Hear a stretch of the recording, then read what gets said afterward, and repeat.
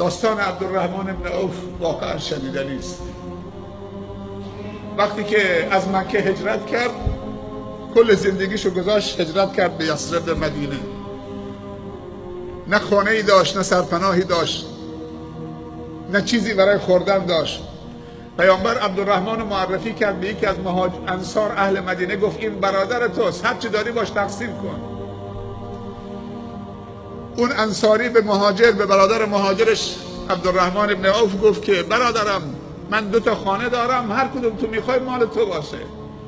عبدالرحمن براش دعا کرد، بارک الله فی بیتک دلنی علی السوق، خدا برکت تو خونت بندازه، راه بازار نشونه من بده. گفت من 2 تا بستان دارم، 2 تا باغ دارم عبدالرحمن، هر کدوم تو میپسندی مال تو.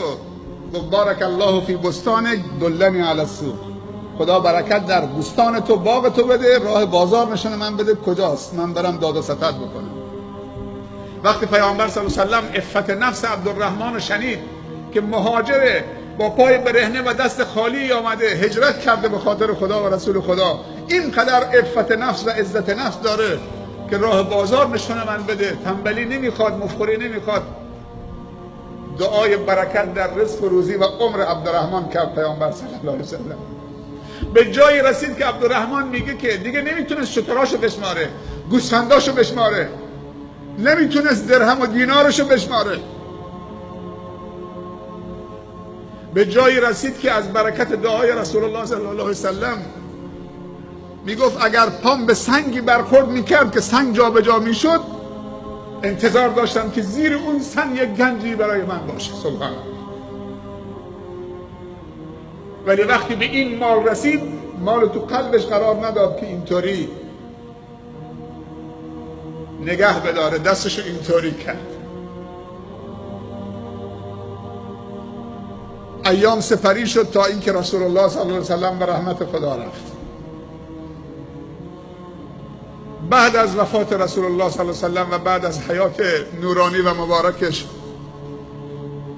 یک روزی 700 تا شتر قافله، شهر مدینه در قحطی بود، تنگنا بود، مواد غذایی کم بود، مردم نیازمند بودن، مشکل داشتن. در همین اثنا، در تنگنایی شدید، اهل مدینه و اطراف مدینه قافله 700 تا شتری عبدالرحمن ابن عوف، سبحان الله، 700 تا شتر قطار از شام می آمد، تمام مایحتاج شهر مدینه و اطراف مدینه بار بود، حمل بود. ام المؤمنین عایشه دید که گردبادی، طوفانی اطراف مدینه بلند شده. جوانی رو طلبید، گفت پسرم برو اطراف مدینه نگاه کن، این گردباد مال چیه؟ این طوفان، این گرد و غبار مال چیه؟ نه که طوفانی داره میاد. دوید رفت، وقتی برگشت گفت یا اما، ای مادر، این گردباد نیست، طوفانم نیست، این گرد و خاکی که برپا شده قافله 700 تا شتری عبدالرحمن ابن عوفه. تمام آذوقه ها و مایحتاج و نیازهای شهر مدینه و اطراف مدینه باره حمله داره میاد. این گرد و خاک ها مال قافله 700 شتری عبدالرحمن ابن عوفه.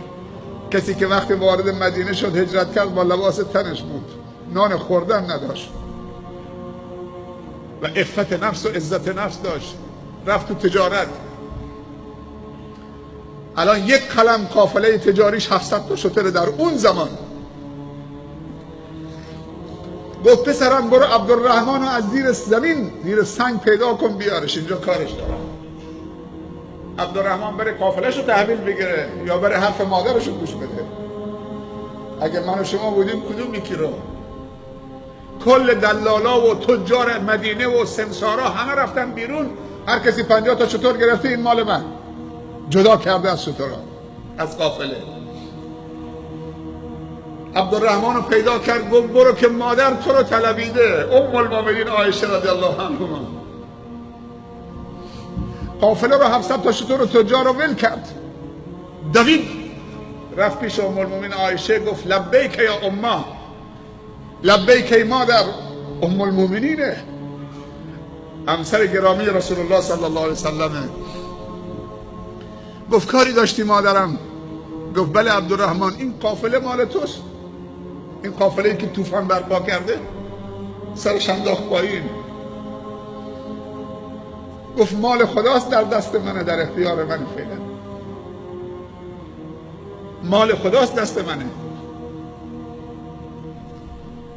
گفت عبدالرحمن زمانی که رسول الله صلی الله علیه و سلم در حیات بود چیزی درباره تو فرمودن، من تو حافظم هنوز هست، مثل که الان نقش بسته، مثل این که یک سرباز معمولی جلو ارشدش ایستاده، سیخ آماده باش. گفت چی درباره من شنیدید از رسول الله صلی الله علیه و سلم؟ گفت بگو مادر که طاقتم سر آمد. گفت شنیدم که رسول الله صلی الله علیه و سلم فرمودن یدخل عبدالرحمن ابن عوف الجنة حبا. گفت مادر خودت شنید از دهان رسول الله صلی الله علیه و سلم؟ گفت بله. عبدالرحمن زد زیر گریه. گفت شنیدم که رسول الله صلی الله علیه و سلم فرمودن عبدالرحمن ابن عوف روز قیامت، روز محشر، وارد بهشت میشه در حالی که 4 دست و پاست، سینه خیز داره میره، مثل نوزادی یا بچه های کوچیکی که یه چند ماه که ازشون گذشت چطوری با 2 تا دستشون 2 تا زانوشون و پاشون سر پاشون سینه خیز راه میرن. عبدالرحمن گریه کرد. گفت مادر خودت شنیدی؟ گفت بله شنیدم. یدخل عبدالرحمن ابن عوف الجنة حبا. گفت مادر تو همینجا 20 من برمیگردم، مثل دیوانه ها میدوید به طرف قافله بیرون از مدینه و همینجور که میدوید فریاد میزد عبدالرحمن باید دوان دوان رو پاهاش بدوه وارد بهشت بشه، نه سینه خیز. و من اجازه نمیدم که این قافله 700 تا شتری مانع دویدن من به سوی بهشت باشه. رفت که تجار همه زمام شترها رو گرفتن، مال من. گفتن عبدالرحمن کجایید؟ کجا رفته بودید؟ 1 تومن، 1 درهم، 10 درهم سود برای تو، مال ما باشه. گفت بیشتر به من دادن. گفتن 1 درهم، 20 درهم، 1 درهم، 30 درهم، 1 درهم، 50 درهم. گفتن بیشتر به من سود دادن و ربح دادن. به جای رسیدن تا 1 درهم به 200 درهم. و عبدالرحمن میگفت بیشتر به من سود دادن. تجار تعجب کردن، در مدینه تاجری غیر از ما نیست. انصافا چیز خوبی ای عبدالرحمن، 1 درهم 200 درهم کدوم تاجری به تو سود داده؟ گفت اگر بیشتر میدی مال شما، اگر نمیدی بیشتر به من دادن. گفتن حد ما دیگه همینه، 1 درهم 200 درهم. عبدالرحمن خدا رو گواه گرفت و همه تجار رو گواه گرفت. گفت همه گواه باشید که من با الله معامله کردم و تجارت کردم. 1 تومن 700 تومن والله یضاعف لمن یشاء. کل 700 تا شتر رو همونجا گذاشت و در یک مهرجان بزرگی و عید بزرگی و جشن بزرگی کل 700 تا شتر چه بین فقرا و نیازمندان و اهل مدینه تقسیم کرد. زمام شترش هم به خانه نبرد و میگفت من میخوام دوان دوان وارد بهشت بشم. مثل الذين ينفقون اموالهم في سبيل الله كمثل حبة انبتت 7 سنابل في كل سنبلة 100 حبة والله یضاعف لمن یشاء. در تعامل با خدا نترسید، دو دل نشید.